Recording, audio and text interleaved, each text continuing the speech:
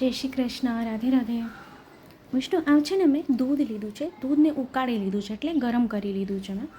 હવે ગણગોર ઉત્સવ પર આપને ખબર છે ખાસ શ્રી પ્રભુને ગુણાની સામગ્રી ધરવામાં આવે છે. તો અંસખડીની સામગ્રી મેં આપ સાથે શેર કરી છે. આજે આપણે દૂધ ઘરમાં જોઈ લઈએ કે દૂધ ઘરમાં ગુણા કેવી રીતે આપણે સિદ્ધ કરી શકાય છે. તો દૂધ એકદમ ઉકાળી લેવાનું છે અને પછી એમાં આપણે રાજીગીરાનો લોટ આપણે ખીચું બનાવવાનું છે.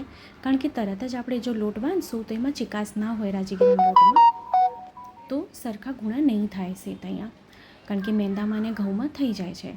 તો અહીંયા રાજીગરાના લોટને દૂધમાં પહેલાં આપણે ખીચું કરી લેવાનું છે. દૂધ એકદમ, હવે માપ આપને જે રીતે લેવું હોય, અહીંયા મેં 1/3 કપ દૂધ લીધું હતું. તો અહીંયા સામે અડધો કપ જેટલો લોટ આમાં સમાઈ ગયો છે.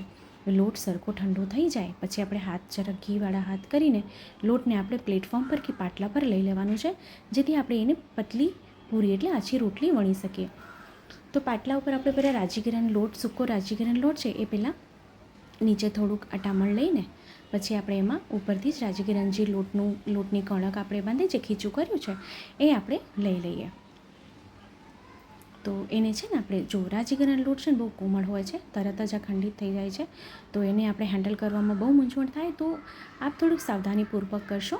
અને હા, ખંડિત થાય, તૂટે તો આપ મૂંઝાશો નહીં, એને કરશો થઈ જશે, પણ આરામથી સહેજતાથી કરશો. તો એને વેલણ લઈને આપણે હલકે હલકે હાથેથી આપણે એને વણી લઈએ, એટલે એને આપણે આછી એની રોટલી જેવી વણી લેવાની છે. તો આપણે જેવી કરવું એમાંથી બે લુવા કરવા હોય તો બે બી કરી શકે છે, મેં એક જ કર્યા છે. તો એને શું કરીએ, પહેલાં સાઈડની કોર કાઢી દઈએ એમાંથી, તો જેથી એકદમ સરખા થાય આ ગુણા, આપણે સુંદર સામગ્રી થાય પ્રભુને. તો હવે એને આપણે ખાંડવી કેવી રીતે બનાવીએ છીએ એવી રીતે જ આભે આપણે સિદ્ધ કરવાનું હોય છે. તો એને એકદમ આપણે શક્કરપારાની સ્ટ્રીપ જેવી રીતે કરીએ એવી રીતે જ એને કરી લેવાના છે. લાંબી લાંબી હવે સ્ટ્રીપ કરવાની છે. પછી એને રોલ વાળવાનું છે, જેમ ખાંડવી આપણે પાડીએ છીએ એવી રીતે. જો આવી રીતે બસ એને આવી રીતે ગોળ ગોળ રોલ વાળી લેવાનું છે. અને ઘી પહેલાં ગરમ કરવા મૂકી દેવાનું, ધીમી આંચ પર એને આપણે તળવાનું છે. જો આવી રીતે આ રોલ બધા વાળી લેવાના છે આપણે. તો ખૂબ સુંદર અને સરળ રીતે મેં આપ સાથે અંસખડીમાં કેવી રીતે ગુણા થાય એ મેં શેર કર્યો છે આપ સાથે વિડીયો. આજે આપણે દૂધ ઘરમાં કેવી રીતે સિદ્ધ કરી શકાય એનો વિડીયો શેર કરું છું. અને જો અહીંયાથી ના ચોંટે તો ફરીથી જરાક એવું દૂધવાળું દૂધ લગાડી દેવાનું, એટલે આ ચીપકી જશે અહીંયા સાઈડમાં. આવી રીતે બધા ગુણા આપણે વાળી લઈએ. તો તેલની આંચ જે હોય, તેલ કે ઘી, આપણે જો દૂધ ઘરમાં કરી રહ્યા છીએ એટલે આજે ઘીનો ઉપયોગ કરશું આપણે. આ અંસખડીમાં જો કરી રહ્યો તો આપ અહીંયા તેલ લઈ શકો છો. તો એકદમ હલકું, એટલે એકદમ હલકું રાખવાનું છે. એકદમ ગેસની આંચ એકદમ ધીમી રાખવાની છે, કારણ કે ઘી તરત જ લાલ પડી જાય છે, એટલે એનું તાપમાન બહુ વધારે હોય છે ઘીનું તેલ કરતાં. તો તરત જ સામગ્રી એમાં લાલ થઈ જશે, એ ખાસ ધ્યાન રાખશો. તો ગેસની આંચ ધીમી રાખીને આપણે એને ફેરવીને સરખી રીતે બધી બાજુ તળી લેવાનું છે, સુનેરી રંગનું થાય ત્યાં સુધી, કે જેથી અંદર સુધી તળાઈ જાય અને કાચા ન રહે. ધીમી આંચે આપણે તળશું તો જો ચેનલ પર નવા આવ્યા હોય તો ચેનલને સબસ્ક્રાઈબ કરશો, બેલ આઇકન હિટ કરશો, જેથી જ્યારે બી કોઈ સામગ્રીનો વિડીયો મૂકું તો આપ સુધી નોટિફિકેશન આવી જાય. તો અહીંયા આપજો, એનો રંગ ખૂબ સુંદર આવી ગયું છે. એના પડ બી આપજો કેટલા સુંદર ખીલી રહ્યા છે.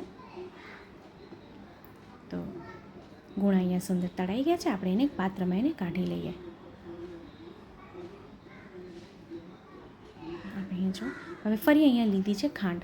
હવે ખાંડ મેં અહીંયા સાચું કહું તો વધારે નથી લીધી, ખાલી અડધો જ કપ છે. અને એમાં ગુલાબજળ લીધું છે, ચૈત્રી ગુલાબજળ જે હોય છે ને એ લીધેલો છે. ખાંડ એટલે સાકર ડૂબી જાય એટલું જલ એમાં આપણે કરી દઈએ. અને એની આપણે ચાસણી કરવાની છે. ચાસણી આપણે મઠડીને કેવી રીતે કરીએ છીએ એવી ચાસણી આપણે અહીંયા કરવાની છે આજે. તો એ ખાંડ ઉગળી ગઈ છે, એનું ટેક્સચર બી આપજો ઘણું ચેન્જ થઈ ગયું છે. તો હવે આપણે એમાં 1 ચમચી ઘી પધરાવી દઈશું, જેથી ચાસણી કડક ના થાય, એકદમ કોમળ રહે, એકદમ સોફ્ટ રહે. તો ચાસણી આપ અહીંયા જો આપણે 2.5 થી 3 તારની અહીંયા કરવાની છે ચાસણી. એકદમ કડક ચાસણી આપણે એમાં કરવાની હોય, આપણે મઠડી અને ઠોરમાં કરીએ છીએ એવી રીતે જ આની ચાસણી આપણે કરવાની છે. તો આજે આપણે દૂધ ઘરમાં ગુણાની સામગ્રી સિદ્ધ કરી.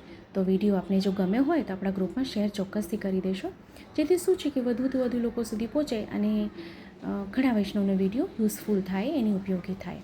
તો ગુણા આપણે આમ જ પધરાવી દઈશું અને એને ગેસ પર હજી રાખશું. ગેસની આંચ આપણે ચાલુ રાખશું કે જેથી શું છે ગુણામાં અંદર સુધી ચાસણી બેસી જાય. હવે ગેસની આંચને બંધ કરીને એને આપણે એમાં ને એમાં જ આપણે વેરવશું, જેથી સુંદર ચાસણીની આખી પરત એના પર ચડી જાય. અને એને ચલાવતા રહેવાનું, એમને એમાં પધરાવીને મૂકી નહીં દેવાનું. ચલાવતા રહેશું તો ચાસણી કડક થશે અને સરખી કોટિંગ થઈ જશે એના પર. હવે એને નીચે ઉતારી લઈએ આપણે. તો અહીંયા જો ચાસણી ઘટ થઈ છે અને ગુણામાં ચાસણી સુંદર રીતે ચોંટી ગઈ છે, આપણે જોઈ શકો છો. આવી રીતે છૂટા છૂટા કરી દો જેથી ચોંટી ના જાય. આમ તો ચોંટે નહીં. તો અહીં અમે પિસ્તા આમાં પધરાવી દીધા હતા જેથી એવી ચાસણીની સાથે એમાં ચોંટી જાય તો સુંદર લાગે. તો એ ખૂબ સુંદર રીતે અહીંયા દૂધ ઘરમાં ગુણાની સામગ્રી સિદ્ધ થઈ ગઈ છે. તો આ બી આ સામગ્રી ચોક્કસથી સિદ્ધ કરજો, શ્રી પ્રભુને ધરાવજો અને કમેન્ટ કરવાનું ના ભૂલશો. કમેન્ટ કરીને ચોક્કસથી જણાવશો કે વિડીયો આપને કેવો લાગ્યો છે. હવે આપણે એને પાત્રમાં સાજી લઈએ.